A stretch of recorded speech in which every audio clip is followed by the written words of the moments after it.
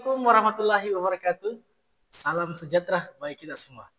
Alhamdulillah, puji syukur kita panjatkan kehadirat Allah Subhanahu wa taala atas berkat, rahmat dan kasih sayangnya lah sehingga kita dapat diberikan nikmat kesehatan, kesempatan untuk dapat beraktivitas dengan baik dan dapat mengikuti video yang saya buat dalam proses sertifikasi dosen yang diselenggarakan oleh Kemendrisdikti tahun 2025. Baik, saya akan melakukan penyusunan dokumen pernyataan diri dosen dalam unjuk kerja Tridharma perguruan tinggi pada bidang pengajaran. Sebelumnya, perkenalkan, nama saya Insinyur Ilham Yunus STMT. Sebagai salah satu dosen teknik sipil di Universitas Lama Papulendro yang berada di Kabupaten Sopeng, Provinsi Sulawesi Selatan. Adapun SK penetapan saya pada tanggal 11 Agustus 2021 sesuai SK yang telah ditetapkan. Pada prodi teknik sipil ini, saya mengampu beberapa mata kuliah. Salah satunya itu adalah mata kuliah ilmu kurtanah, di mana mata kuliah ini membahas tentang kontur tanah dan kondisi permukaan tanah melalui pengukuran dengan menggunakan alat ukur sehingga pengukuran bisa lebih akurat. Sebelum saya menjelaskan tentang teknik pengajaran saya, akan saya jelaskan dulu deskripsi singkat tentang mata kuliah ilmu kurtanah. Mata kuliah ini memiliki kode TS 1083 dan memiliki nilai bobot SKS sebanyak 3 SKS. Mata kuliah ini mempelajari tentang konsep dan prinsip dasar ilmu ukur tanah, model permukaan tanah yang mengukur tentang jarak dan beda tinggi pada permukaan tanah yang telah ditetapkan untuk mendapatkan nilai bentuk fisik suatu lahan atau lahan permukaan tanah. Bahan ajar penelitian ini sebagian dari hasil rekognisif penelitian dengan judul analisis pengaruh kuat tekan dan kuat geser sampel kering optimum dan sampel basah optimum pada tanah lempung yang telah diterbitkan di Jurnal Teknik Sipil Universitas Lama Papulendro. Adapun capaian pembelajaran yang dibebankan pada mata kuliah ini yaitu ada 7 poin. Baik, saya akan menyebutkannya satu persatu. Yang pertama itu mampu menjelaskan perpetaan dan sistem informasi geografis. Yang kedua, mampu menjelaskan metode sederhana untuk pengukuran sudut dan jarak. 3. Mampu menjelaskan perhitungan azimut dan koordinat. 4. Mampu menjelaskan analisa perhitungan beda tinggi sudut dengan alat ukur teodolit dan total station. 5. Mampu menjelaskan dan menganalisis metode pengukuran sudut. 6. Mampu menjelaskan peralatan ukur tanah. 7. Mampu menjelaskan konsep teknologi sistem informasi geografis. Metode pembelajaran saya bagi atas 3. Yang pertama, delivery, interaction, dan assessment. Di mana delivery, metode pertama, yaitu proses transfer pengetahuan antara mahasiswa. Biasanya pertemuan pertama ini dilakukan secara umum. Pertemuan saya awali dengan salam pembuka dan biasa dilakukan dengan doa bersama.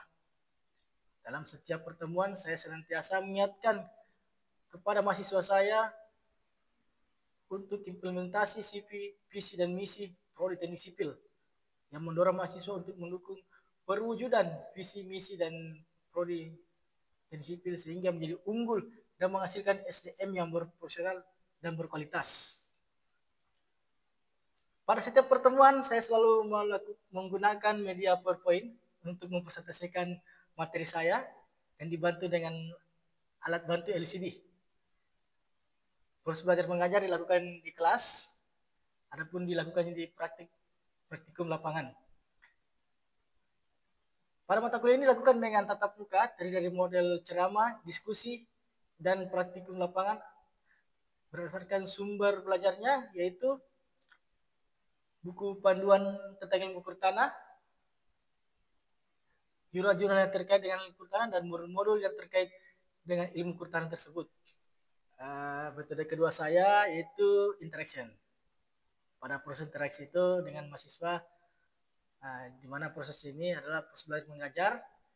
Dengan tatap muka pertama, saya menyampaikan tujuan pembelajaran serta merefleksikan atau mereview kembali pertemuan sebelumnya.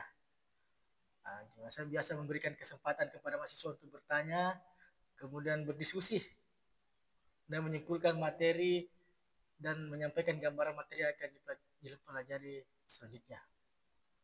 Nah, pada saat proses diskusi, di mana proses pembelajaran sekarang adalah student-centered learning.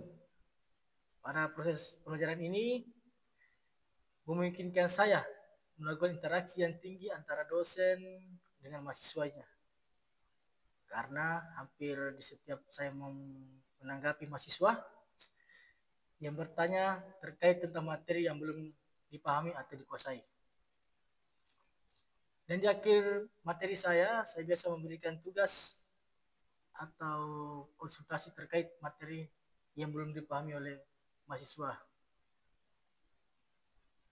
Selanjutnya materi yang saya ajarkan saya search kembali dengan menggunakan Google Classroom atau WhatsApp group yang ada dibuat sekarang ini. Asesmen, di mana berkaitan dengan evaluasi tugas dan nilai yang diberikan kepada mahasiswa terkait dengan sistem penilaian yang tetap berpedoman pada kebijakan yang telah dikeluarkan oleh Universitas Lama Papulendro yang telah disepakati di pertemuan awal pada kontrak perkuliahan. Yang pertama ada UTS dengan nilai 25%, UAS 20%, tugas 20%, kuis 25%, di mana ketika bobot totalnya sama dengan 100%. Sementara adapun syarat bagi mahasiswa untuk mengikuti ujian akhir, kehadiran minimal 80%. Penilaian dilakukan secara objektif berdasarkan indikator seperti ketetapan dan penguasaan materi. Penilaian dilakukan secara objektif berdasarkan indikator seperti ketepatan dan penguasaan materi serta kemampuan menganalisis terhadap studi kasus. Saya menggunakan rubrik penilaian yang jelas dan terukur, dan hasil evaluasi saya sampaikan kembali kepada mahasiswa saya sebagai bagian dari proses umpan balik untuk meningkatkan kualitas pembelajaran. Dengan pendekatan ini, saya berkomitmen untuk menciptakan pembelajaran yang berpusat kepada mahasiswa sekaligus menyiapkan lulusan yang profesional di bidang teknik sipil yang mampu menghasilkan ilmu pengetahuan dan teknologi yang berwawasan lingkungan dan sesuai kebutuhan industri dan masyarakat. Hampir setiap di pertemuan saya selalu mengingatkan dan memotivasi mahasiswa saya pentingnya untuk disiplin dalam belajar. Ini dimulai dari peraturan kampus yang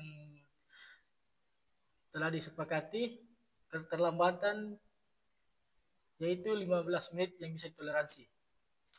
Setelah proses belajar mengajar dimulai lewat dari 15 menit, maka mahasiswa tersebut tidak diperbolehkan lagi mengikuti perkuliahan. Baik, untuk tahap berikutnya, mari kita simak video pembelajaran ilmu kurtana. Assalamualaikum warahmatullahi wabarakatuh.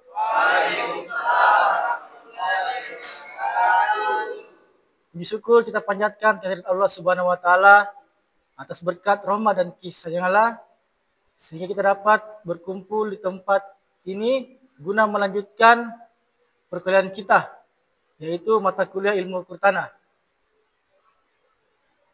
Adapun materi yang akan kita bawakan pada hari ini yaitu pengenalan alat ilmu kurtana, di mana ada dua alat yang akan kita perkenalkan pada hari ini, yaitu sebelah kiri ada water pass dan sebelah kanan ada tedolit.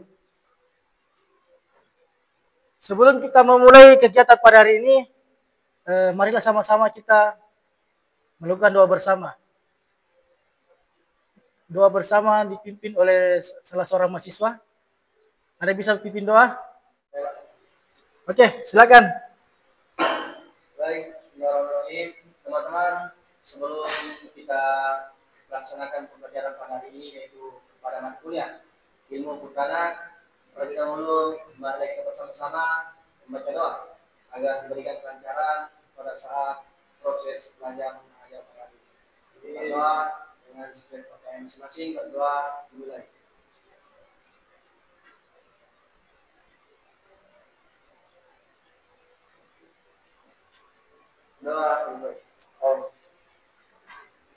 Saya mau bertanya dulu tentang mata kuliah yang kemarin di pertemuan sebelumnya tentang ilmu kurtana. Ada bisa jelaskan apa itu ilmu kurtana? Silakan saudara sastra.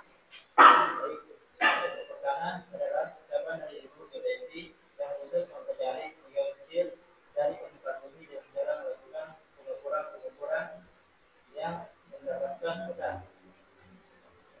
Pengukuran yang dilakukan terhadap titik-titik keterangan maupun buatan manusia meliputi posisi horizontal maupun posisi vertikal yang diperhatikan terhadap permukaan air laut rata-rata. Fatur, bisa? Apa itu ilmu kurtana? Ilmu kurtana adalah cabang dari ilmu geodesi yang khususnya mempelajari sebagian kecil dari permukaan bumi dengan cara melakukan pengukuran guna mendapatkan peta. Pengukuran yang dilakukan terhadap titik-titik detail dalam maupun buatan manusia meliputi posisi horizontal X dan Y maupun posisi vertikalnya yaitu Z yang didefinisikan terhadap permukaan laut rata-rata. Tujuannya apa? Kita mempelajari ilmu kurtana. Tujuannya menentukan posisi sembarang bentuk yang berbeda di atas permukaan bumi. Yang kedua, menentukan tentang ketinggian elevasi DPR. Yang ketiga, menentukan bentuk relief permukaan tanah dan luasnya. Yang keempat, menentukan panjang, arah, dan posisi dari atau batas dari suatu area tertentu. baik. Kalau begitu, kita lanjut saja mata kuliah kita selanjutnya, itu pengenalan alat ukur. Di mana di sini ada dua alat ukur yang akan kita gunakan. Sebelah kiri kita ada water pass dan sebelah kanan saya ada teodolit.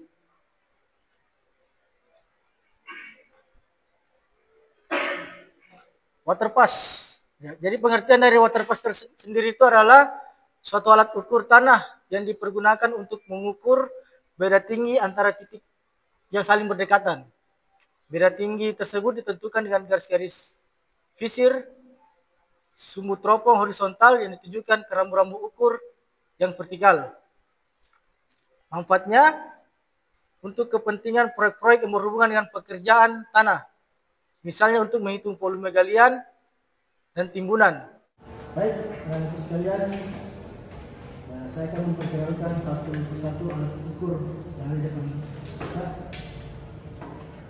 Pertama, sebelah kiri.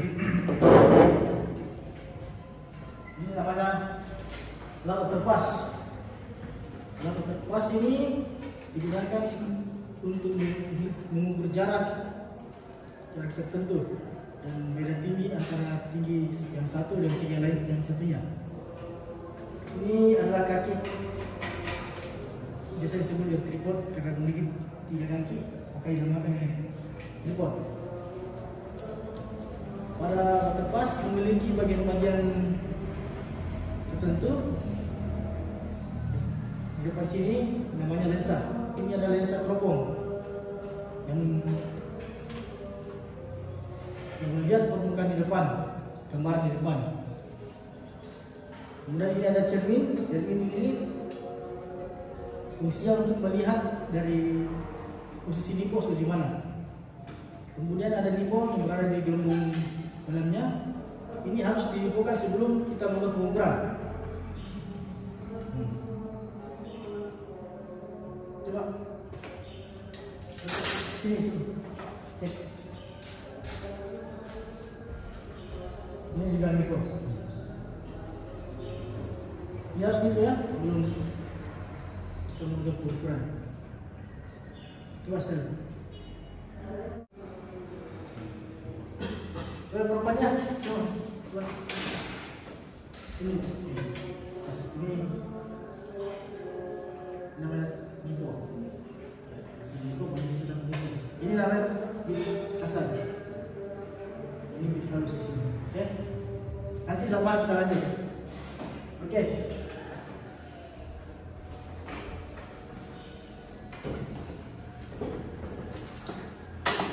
Di sebelah kanan kita ini ada namanya alat ventilator. Ini juga sama fungsinya. Sama-sama pakai tripod ya. Bedanya cuma ini alat lebih bisa kita mengukur sudut dan mencari azimuth ya. Sedangkan yang dilakukan pas tidak bisa.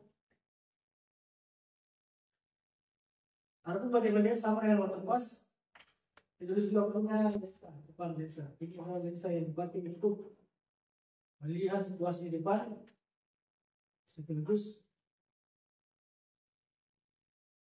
bisa membaca berapa tinggi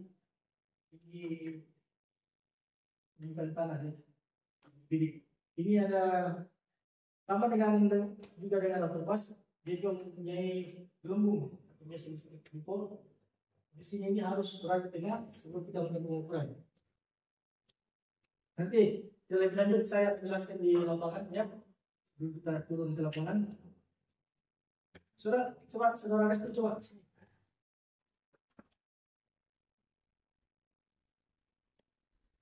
Ini gelembungnya. Ya.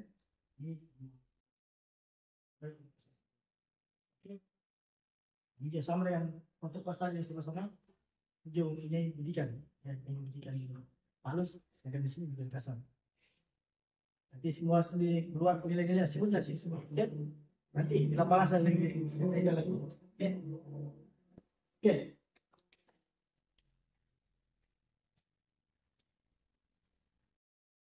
Tadi saya baru jelaskan tadi ada dua peta, pertama peta topografi dan peta chorografi.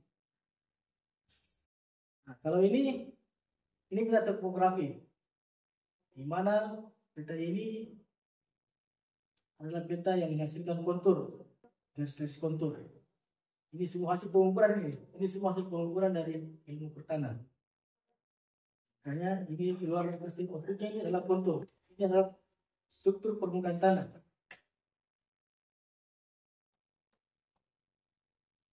Gambarnya. Nah, ini dia struktur permukaan tanah yang diambil sampel.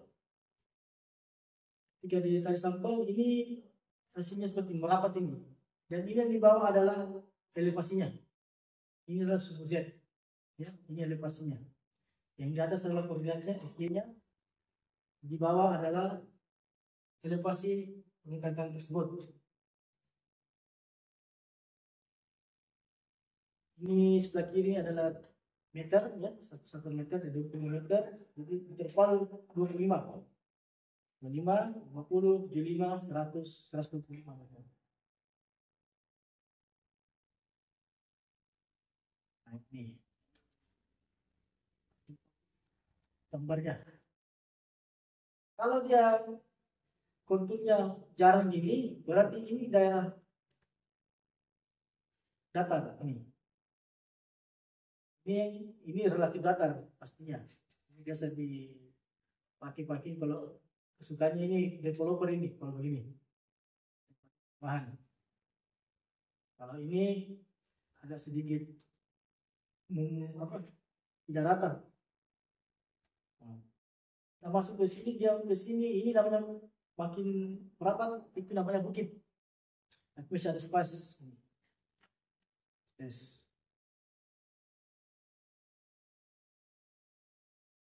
Sedikit kurang karena lebih mendekat. Jadi semakin rapat garis kontur tersebut maka ketinggiannya itu makin tinggi. Nilai tingginya makin tinggi. hasil dari inputan tersebut adalah kita salah satunya adalah untuk mencapai kontur, ya. Biasanya disebut dengan surveyor lapangan.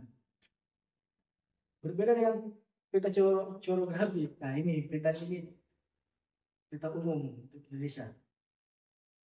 Jadi perbedaannya tadi kalau petanya nasipil itu ini topografi.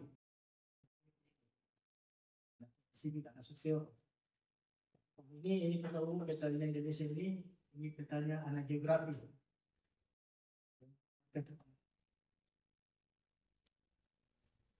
Iya. Ini kita memiliki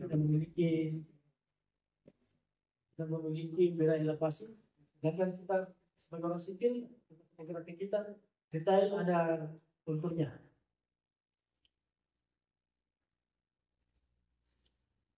Nah, skala peta tersendiri juga bermacam-macam ya. Ada untuk keperluan perencana topografi. Yang pertama peta situasi terestris skala 1/5000. Ada juga peta situasi tres 1/2000. 3 peta iktisari skala berbanding 1/10.000.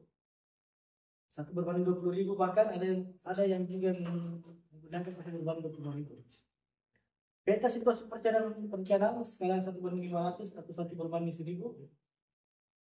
Nah, ini gambaran profil lintas skala vertikal atau horizontal. Ini biasa dipakai di proyek-proyek jalan 1/100. Sedangkan gambar profil panjang skala vertikalnya 1/100 dan skala horizontal 1/2000. Ini dinamakan poligon tertutup ya. Kenapa dinamakan poligon tertutup? Karena dia kembali ke titik nol. Setelah dari nol kembali ke titik nol. Makanya ini tertutup. Dinamakan poligon tertutup. Dia akan kembali ke titik nol. Di sini nanti adalah tugasnya perhitungan. Masing-masing akan memiliki perhitungan sudut di sini. Ini adalah rumus sudut luar biasa namanya.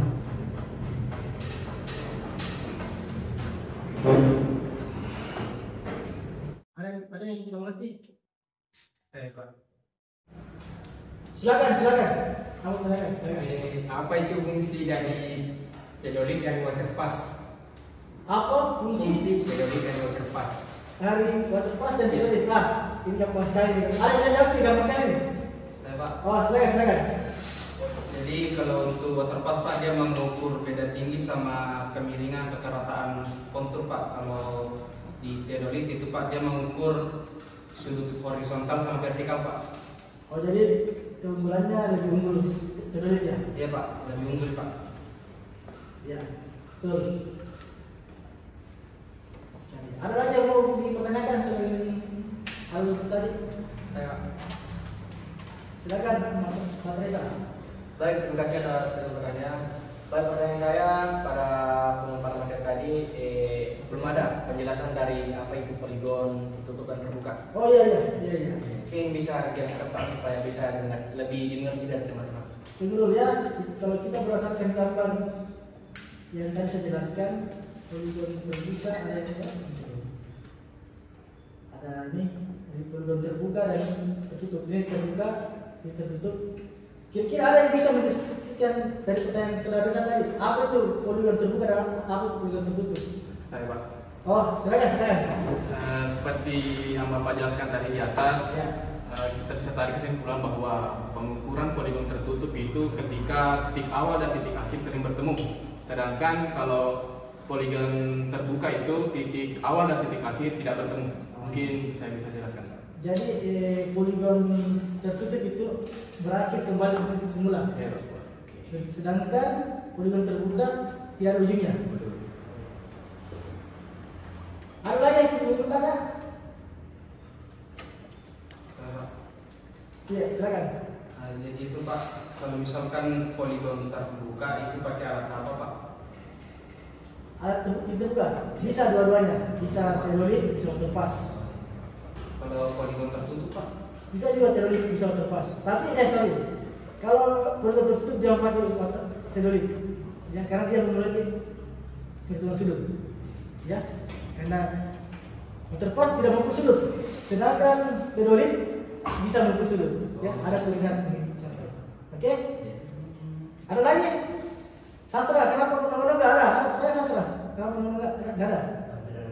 Tidak paham, sudah paham di sini? Oke, bagaimana semua? Sudah paham semua? Paham. Oke, kalau begitu saya kasih kuis, mau? Saya kasih kuis. Kuis bagaimana? Saya kasih kuis. Bisa Pak, bisa. Bisa ya? Oke. Oke, kalau begitu kita kuis bersama semua kertasnya.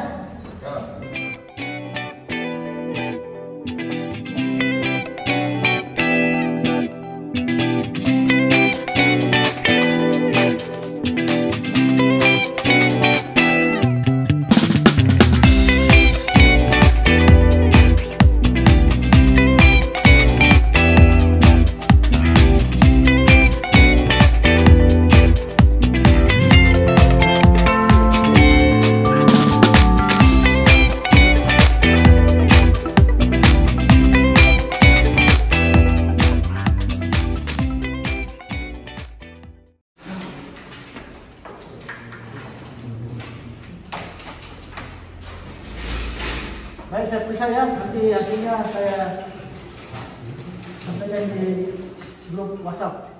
Apa lagi yang ditanyakan? Ada lagi? Begitu, sekian hari ini. Terima kasih. Assalamualaikum warahmatullahi wabarakatuh. Waalaikumsalam. Demikianlah rekaman video mata kuliah ilmu kehutanan program studi Teknik Sipil Universitas Lama Papua.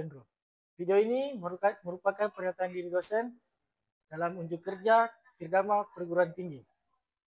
Semoga dengan adanya video ini jadi pertimbangan yang baik dalam penilaian sertifikasi dosen tahap pertama tahun 2025. Lebih dan kurangnya mohon dimaafkan. Wabillahi taufiq wal hidayah. Wassalamualaikum warahmatullahi wabarakatuh.